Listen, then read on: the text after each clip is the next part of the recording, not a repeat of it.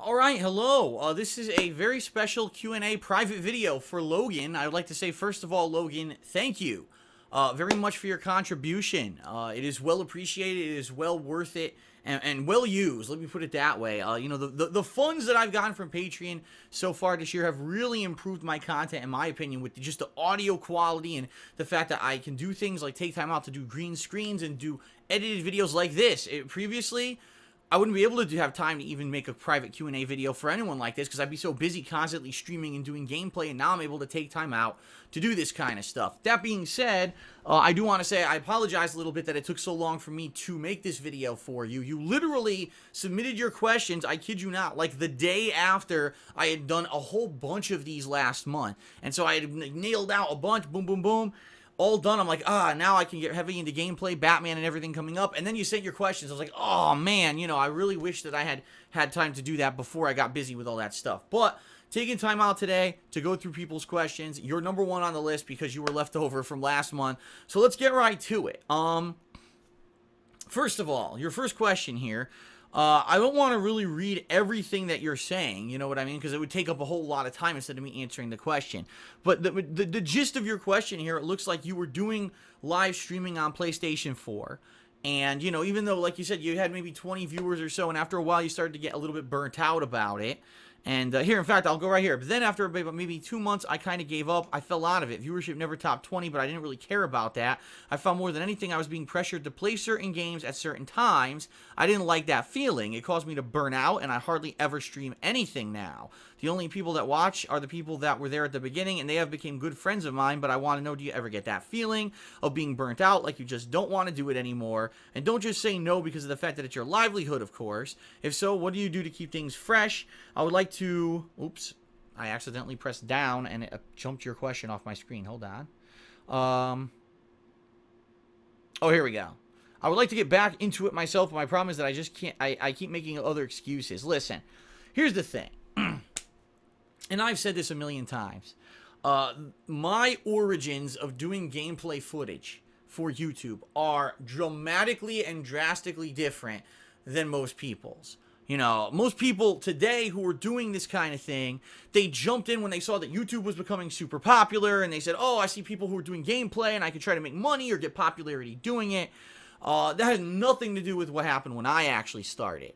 And the fact that I was able to take this thing, right, that is a hobby, it was a hobby of mine, it was just a little whimsical thing that I did for a year and a half, and somehow turned it into this I wouldn't say career, because what is the career path of a YouTuber, but a full-time job, a way to support myself has been amazing.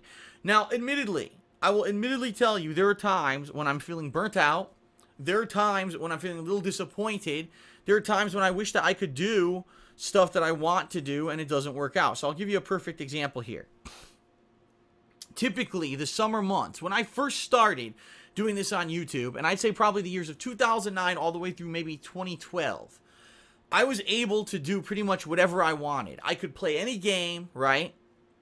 Didn't matter if the game was new or old, new release, ancient game on you know, old classic consoles like NES, SNES, or even newer or a little bit more new than that, like PS2 or whatever. No matter what I played, people were interested. Now, admittedly, when I played the older games, I wasn't getting tons of viewership. It wasn't like, oh my god, Phil's getting 50,000 to 100,000 views for an SNES playthrough. No, that didn't happen. But I felt that during that time period of around 3 years, 2009 to around maybe early to mid-2012, I could play whatever the hell I wanted, and people would watch no matter what, and it would actually bring exposure to games, and it would widen people's horizons when it came to gameplay and game history, alright? I felt that because I was one of these people who had broken ground on YouTube and had a big following, that I could actually bring exposure. The problem was during that period of time, right, I just started making money in 2011, and I was very popular at the time, and I had no idea what was going to happen in the future. I was terrified that maybe in a year or two copyright law would change and I wouldn't be able to do this anymore, and that because of that I would need to make as much money as possible in as short of a period of time. All right. So for the 2011 and 2012, I tried to play every major release. I tried to play as much as I possibly could, and I wasn't live streaming yet, but I was playing, you know, 8 hours a day, crazy amounts of videos, flood the channel with content, and it was gaming overload But I could tell you this, it did pay off, absolutely. Me playing every new release or whatever, I made a ton of money those 2 years, probably more money than I'll ever make in 1 year of my entire life till I die. Quite honestly, that's, you know, it was really profitable those 2 years. But what I found was that when I look back on those years, I'm like, damn, that would have been an opportunity for me. That I wish that I had played games that I really wanted to play. Because what really happens to me when I get burnt out is when it feels like I'm playing things just because I know they'll be popular versus because I'm going to enjoy them. So here's an example that just happened recently, right? E3 just happened. E3 was a month ago. And one of the big announcements at E3 was people said Earthbound Beginnings or Earthbound Origins or whatever they're calling it. I think it's Earthbound Beginnings, where it's Mother 1 is now ported and it's on the Wii U and you can play it. And it's, you know, the original game, and a lot of people said it's dated, but it's still a fun game, and people didn't expect that it would ever be translated into English or whatever, and you could check that out and play it. I wanted to drop everything and play it. I seriously wanted to just say, screw everything I'm doing right now. I want to play this game. This game is awesome, and, you know, I love the original Earthbound. I did a playthrough of it years ago. I loved it, even though it didn't have a lot of viewership. I loved playing the game, and I want to play Earthbound. And I thought about it for a day, and I seriously was thinking about doing it, and I realized, no, I can't. Because if I do that, it's going to interrupt all these playthroughs that are already going on. I'm probably not going to get a lot of viewership. And that's really when I get burnt out a little bit, is when I realize that this is a business while it's also a hobby. I love gaming, but quite honestly, I do not have full control over being able to play whatever I want to play. Because I need to pay my bills. And especially since I moved across the country, I can't, you know, when I know I need to at least get some kind of a quota of views on a playthrough, or if I'm not going to get it on that playthrough, then it needs to have Patreon backing, right? Or I need to at least get a general amount of profit every month to pay my bills. I know it, you know? And this year in particular has been a lot different because this year it's kind of level. Every other year it's been like this. Some months I get tons of views, some months I get no views. It's been like this.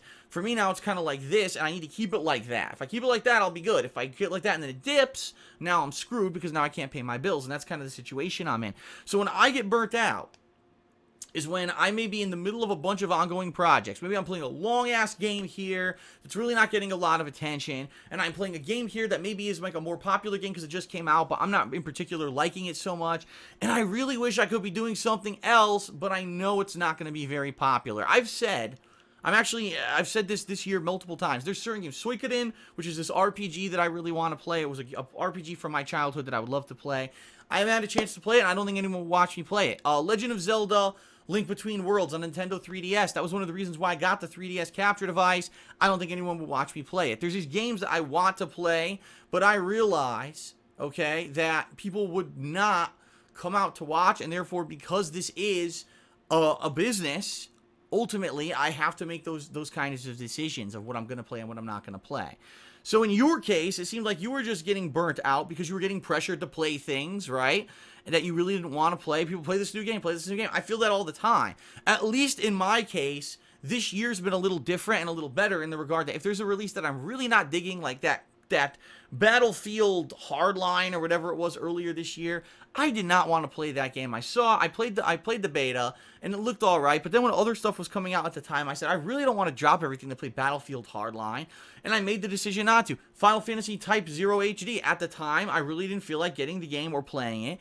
I only got it to play the demo Final Fantasy 15, really.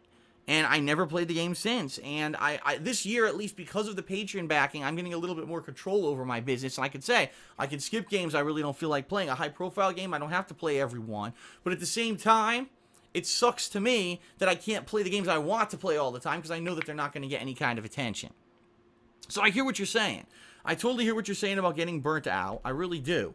It happens, you know, and it's been hard. It's been hard for me sometimes. Sometimes you just really got to do something crazy. If you remember years ago, I did that Summer of Retro. If I remember correctly, that was the summer of 2012, right? The reason I did that is because I knew the summer was coming up. There was nothing coming out. I was burnt out, and I needed something different. And a lot of people gave me shit. Why did you do a whole summer of retro games? You knew views would be low.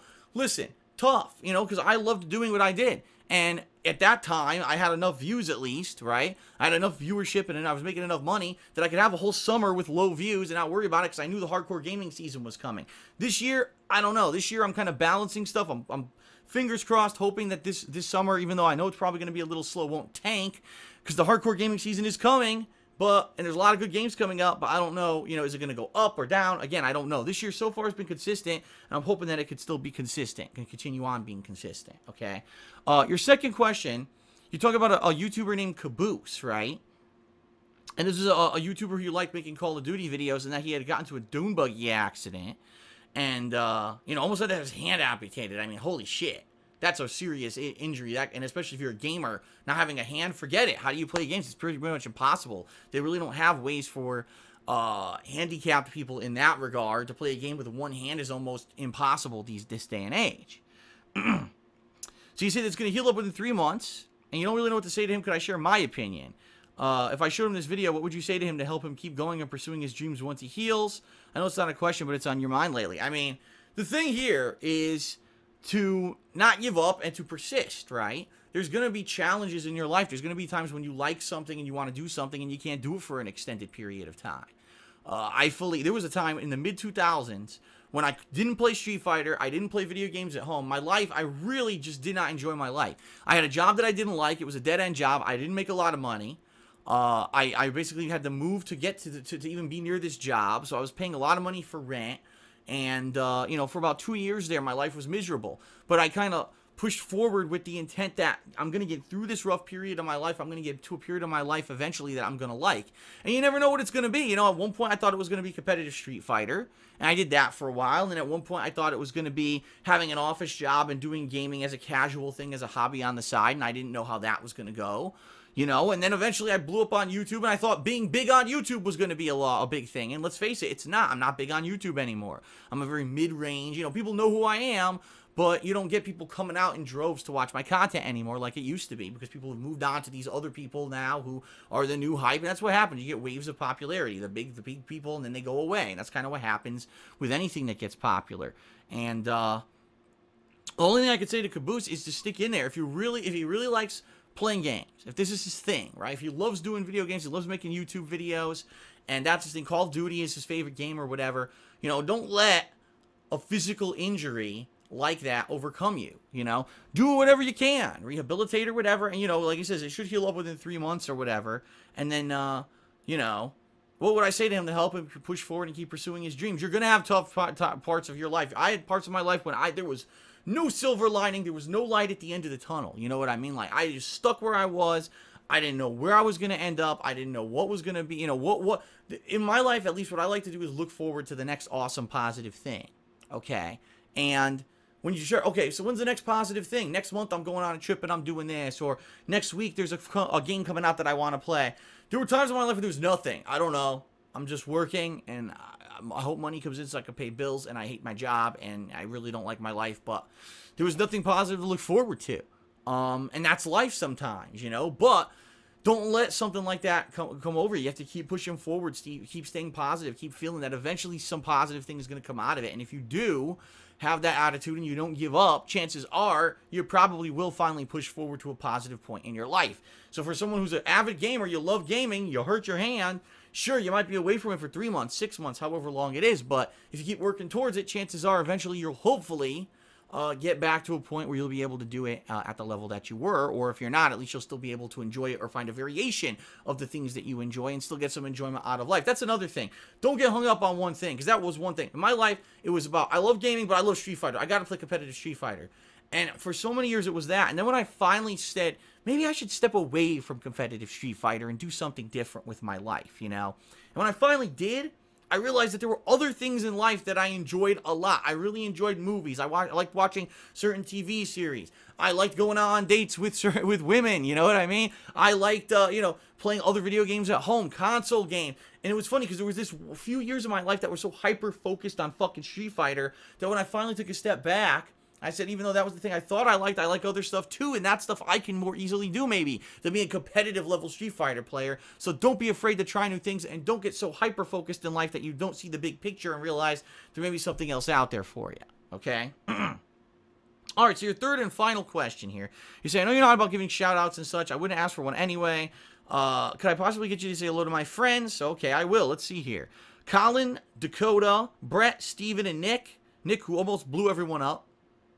Please don't do stupid stuff like that. I just heard a story about this kid who on the 4th of July lit a firework on his head and blew his head off.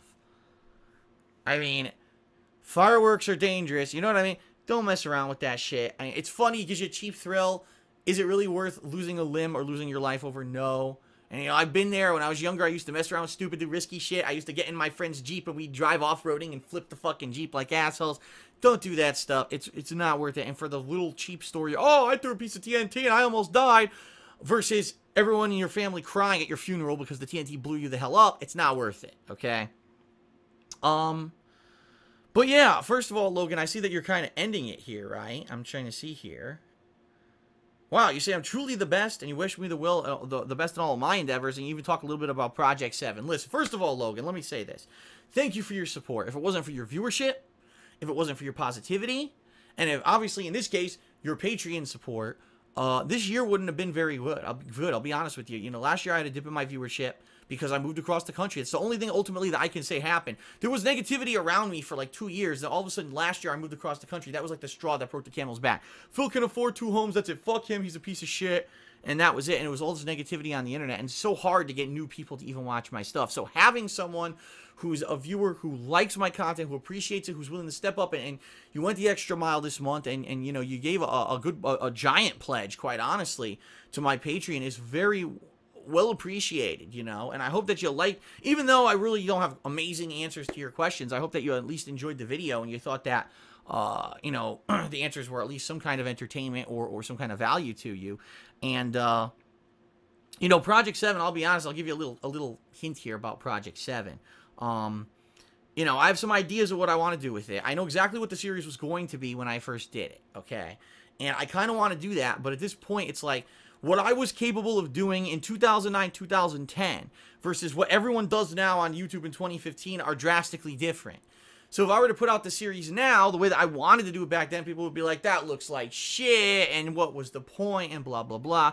So I've got all these ideas in my head, but it's tough because I'm balancing gameplay, I'm balancing my real life, I'm trying to figure out when I could do this, and I'm realistically thinking probably late July, early August, into mid-August, I'm going to start writing and filming some of this stuff, so at least I can get an episode out by the end of the summer before we hit the hardcore gaming season, because I would definitely like to do this as a series maybe once every couple of months, but I realistically don't know how that's going to work, especially with the hardcore gaming season. I guess it depends on how busy I really am during that season, alright? What I'm honestly thinking, because I know it's probably going to take so much time, is making it a Patreon goal for the month of August.